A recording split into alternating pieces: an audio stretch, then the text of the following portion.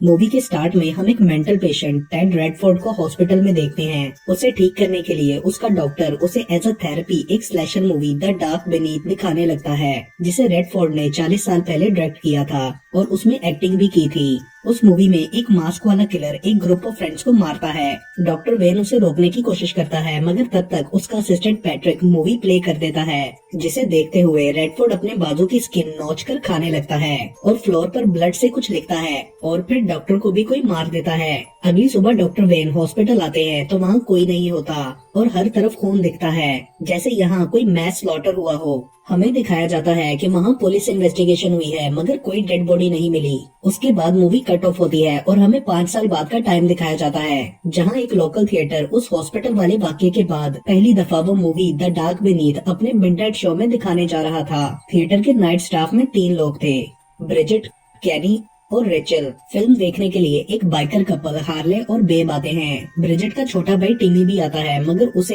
As कम होने की वजह से वापस घर भेज दिया जाता है। ब्रिजेट का बॉयफ्रेंड जोश अपने दोस्त मारियो और उसकी गर्लफ्रेंड समांथा के साथ आया होता है। उनका एक कॉमन फ्रेंड सुली भी आता है और कहता है कि इस मूवी को बनाने के लिए सच में लोगों को मारा गया था और 5 साल पहले वाले वाक़ये का भी जिक्र करता है। डिटेक्टिव बैरन्स भी वहाँ आता है, क्योंकि उसे लगा था कि रेडफोर्ड इस फिल्म की वजह से इस रात इधर जरूर आएगा और वो उसे पकड़ना चाहता था। जोश ब्रिजेट को अपने साथ फिल्म देखने के लिए कहता है। पहले तो वो मना करती है, मगर कैनी उसकी जगह चार्ज संभालने का कहता है तो वो मान जाती है। बैरन्स रेडफोर्ड की फोटो कैनी को दिखाकर कहता है कि अगर ये बंदा यहाँ आए तो फौरन मुझे इन्फॉर्म करना। उसके बाद कैनी मूवी प्ले कर देता है। ब्रिजेट को टिमी का मैसेज आता है कि मैं घर पहुँच गया हूँ। उसके बाद हमें मूवी दिखाई जाती है, जिसमें कुछ फ्रेंड्स गाड़ी में जा रहे होते हैं तो उनकी गाड़ी का टायर पंचर हो जाता है। एक लड़का मदद लेने के लिए पास के घर में जाता है। वो घर थोड़ा वियर्ड होता है। वहाँ एक लेडी दरवाजा खोलकर उसे अंदर ले जाती है और एक ड्रिंक पिलाती है। तभी डॉक्टर वेन भी फिल्म देखने के लिए आते हैं और बैरन्स के साथ बैठ जाते हैं। वो रेडफोर्ड के बारे में बात करते हैं। उन्हें लगता है कि वो आज जरूर यहाँ आएगा, क्योंकि उनके ख्याल में 5 साल पहले वही हॉस्पिटल में स्लॉटर करके भाग गया था। मगर उनकी ये बात उन दोनों के डिपार्टमेंट वाले नहीं मानते थे। मूवी में कोई मास्क वाला आदमी अपना वेपन तेज कर रहा होता है और फिर वो उस गाड़ी वाले लड़के को मार देता है।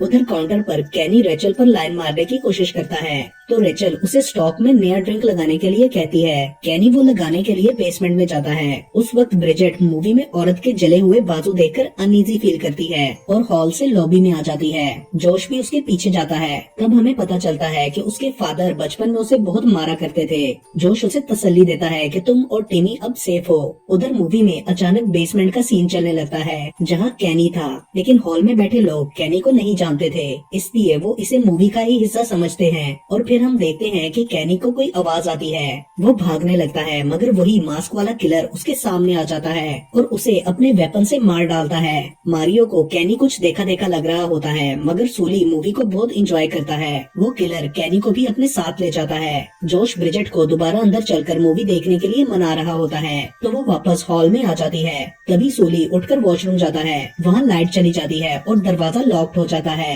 मूवी में भी सूली को दिखाया जाने लगता है। किलर उसे भी अपने वेपन से मार देता है। मारियो वगैरह इस सबको सूली का प्रैंक समझते हैं और उसे देखकर एंजॉय कर रहे होते हैं। हार्ली उन्हें खामोश रहने के लिए बोलता है और झगड़ने लगता है। बैरन्स आगे बढ़कर उसे रोकता है और सबको आराम से बैठकर मूवी देखने के लिए कहता है। तभी रेचल कैनी को ढूंढने वॉशरूम में जाती है और ब्लड देखकर वहाँ से भाग जाती है। किलर उसके पीछे काउंटर तक आकर उसे भी मार देता है। बाकी सब लोग स्क्रीन पर ये देखकर बाहर सूली को चेक करने के लिए जाते हैं, मगर वहाँ कोई नहीं होता तो वो लोग वॉशरूम में देखने जाते हैं और हार्ले उनसे कहता है कि ये सब रियल है, मैं यहाँ से जा रहा हूँ। बैरन्स बाहर काउंटर के पीछे ब्लड देखकर समझ जाता है कि ये मर्डर्स रियल हैं। वो उन सबके पास जाकर उन्हें अपना कार्ड दिखाता है और थिएटर से बाहर निकलने के लिए कहता है। वो उन्हें बताता है कि ये फ्लोर पर फैला हुआ ब्लड रियल है। वो सब लॉबी में से गुजर रहे होते हैं तो बेब कहती है कि हॉल में कोई है।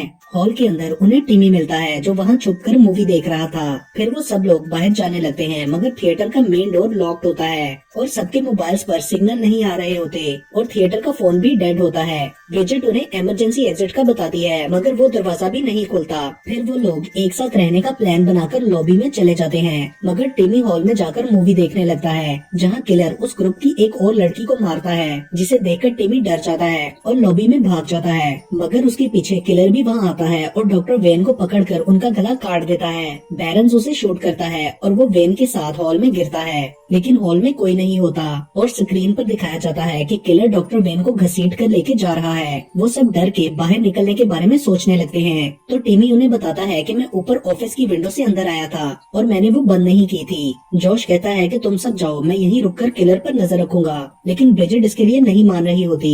मगर जॉश नीचे ही रुक जाता है और बाकी सब लोग ऊपर चले जाते हैं। उधर मूवी में किलर और लेडी ग्रुप की एक और लड़की को भी मार देते हैं, जो अपने फ्रेंड्स को देखने के लिए उस घर में जाती है। ऊपर पहुंचकर हार्ले और बेब सीढ़ियों के पास जॉश के सिग्नल का वेट करने लगते हैं। नीचे स्क्रीन पर सीन थिएटर में शिफ्ट हो जाता है तो जोश आवाज देकर उन्हें बताता है कि वो हॉलवे में है। हार्ले उसकी आवाज सुनकर सबको बोलता है कि किलर आ रहा है। तभी किलर ऊपर उसके सामने आ जाता है। वो और बेब भाग जाते हैं। किलर ऑफिस में जाता है। तभी खिड़की बंद हो जाती है और समांथा की उंगलियां उसमें आ जाती हैं। बैरन्स किलर को शूट करते हुए सबको भागने का कहता है। उसकी पिस्टल में गोलियां खत्म हो जाती हैं, मगर वो समांथा को बचाने के लिए वहीं रुक जाता है। तो किलर अपने वेपन से उन दोनों को मार डालता है।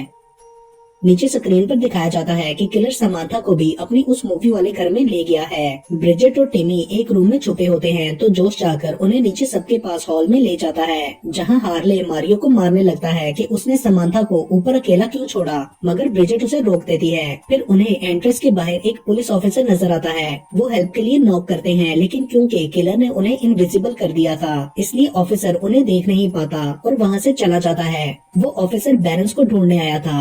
वो सब डेस्परेट होके इस सब को रोकने के बारे में सोचने लगते हैं। ब्रिजेट कहती है कि हमें मूवी को बंद करना चाहिए, तो वो लोग प्रोजेक्टर रूम में जाने की कोशिश करते हैं, जो कि लॉक था। तो ब्रिजेट टिमी को एसी डक्ट के थ्रू उस रूम में भेजती है। किलर नीचे से डक्ट पर अटैक करके टिमी को मारने की कोशिश करता है, मगर जोश वहाँ पहुंचकर किलर को डाइवर्ट करता है। तो किलर उसे मारने लगता है। उधर टिमी रूम का दरवाजा खोलता है और हार्ले अंदर जाकर प्रोजेक्टर तोड़ देता है, जिसके टूटते ही किलर गायब हो जाता है और जोश भागकर सबके पास आ जाता है। लेकिन तभी प्रोजेक्टर तेजी से खुद को रिस्टोर कर लेता है और फिल्म दोबारा से चलने लगती है। उन सबको कोई पावर बाहर फेंक देती है और दरवाजा फिर से लॉक हो जाता है। किलर के सामने आते ही सब भागने लगते हैं। हार्ले, बेब और टिमी क्लोजेट में छुपते हैं, मगर किलर दरवाजा तोड़कर हार्ले को मार देता है और फिर उसकी बॉडी ले जाता है। उसके जाने के बाद टिमी क्लोजेट से बाहर निकलता है। जोश, ब्रिजेट और मारियो हॉल में वापस आते हैं और वहाँ मूवी के एक सीन से उन्हें पता चलता है कि किलर हमारे डर को फील कर लेता है, इसलिए वो हमारे डर की वजह से हमें मारता है। फिर उन्हें स्क्रीन पर बेब नजर आती है, जिसे किलर मार रहा होता है और फिर उसे भी मारकर मूवी में ले जाता है। मारियो कहता है कि हमें दोबारा विंडो से भागने की कोशिश करनी चाहिए और वो ऊपर चला जाता है। ब्रिजेट जोश से टिमी को ढूंढने के लिए कहती है। उधर टिमी के सामने किलर आता है, मगर वो उससे बचकर भाग जाता है और किलर वहाँ आते हुए मारियो को मार देता है। जोश और ब्रिजेट टिमी को ढूंढ रहे होते हैं। एक रूम के बाहर से उन्हें आवाज आती है। जोश ब्रिजेट को रूम में छोड़कर बाहर निकलता है और वहाँ किलर को देखकर उसे डराता है, लेकिन जब वो रूम में आता है तो किलर ब्रिजेट के पास खड़ा होता है। ये देखकर जोश डर जाता है, जिस पर किलर उसे मार डालता है। ब्रिजेट वहाँ से भाग जाती है और टिमी को ढूंढ लेती है और उसे समझाती है कि अगर हमें किलर से बचना है तो हमें अपने डर पर काबू पाना होगा। डर हमारी कमजोरी है। फिर वो दोनों आंखें बंद करके बैठ जाते हैं और ना डरने पर कंसंट्रेट करते हैं, तो किलर उन्हें मार नहीं पाता। अचानक से ब्रिजेट का ध्यान थोड़ा सा हटता है और वो खुद को मूवी के अंदर किसी क्रीपी बेसमेंट में पाती है। उसे वहाँ एक सेल में वो सब लोग जिंदा बंधे हुए नजर आते हैं, जिन्हें उस किलर ने मारा था। उधर किलर फिर से अपना वेपन तेज कर रहा होता है। ब्रिजेट को एक दूसरे सेल में अपने फ्रेंड्स भी वैसे ही बंधे हुए नजर आते हैं। वो जोश को देखकर हक करती है। वहाँ हम देखते हैं कि किलर ने उसे भी स्टैब किया था। तभी मूवी वाली लेडी उसे कोई डंडा मारकर बेहोश कर देती है। होश में आने पर वो खुद को स्ट्रेचर पर बंधा हुआ देखती है। करीब ही उसे टिमी भी बेहोश नजर आता है। फिर किलर वहाँ आकर उसे बहुत ज्यादा टॉर्चर करता है, लेकिन कुछ देर बाद वो अपने डर पर काबू पा लेती है और किलर को मारकर टिमी को छुड़ा लेती है और वो दोनों वहाँ से भागने लगते हैं। मगर वो औरत उन पर हमला कर देती है, लेकिन टिमी उस औरत को मार देता है और वो फिर से भागने लगते हैं। तभी पीछे से किलर आ जाता है। भागते हुए ब्रिजेट को अंदाजा होता है कि फिल्म खत्म हो रही है, तो वो टिमी को स्क्रीन से बाहर रियल वर्ल्ड में फेंक देती है और खुद वहीं मूवी वर्ल्ड में ट्रैप हो जाती है और फिल्म खत्म हो जाती है। उसके बाद पुलिस को थिएटर में दिखाते हैं, जिन्हें टिमी अकेला सर्वाइवर मिलता है और पुलिस को उसकी बताई हुई स्टोरी पर यकीन नहीं आता। और इसके साथ ही ये मूवी यहीं पर खत्म हो जाती है।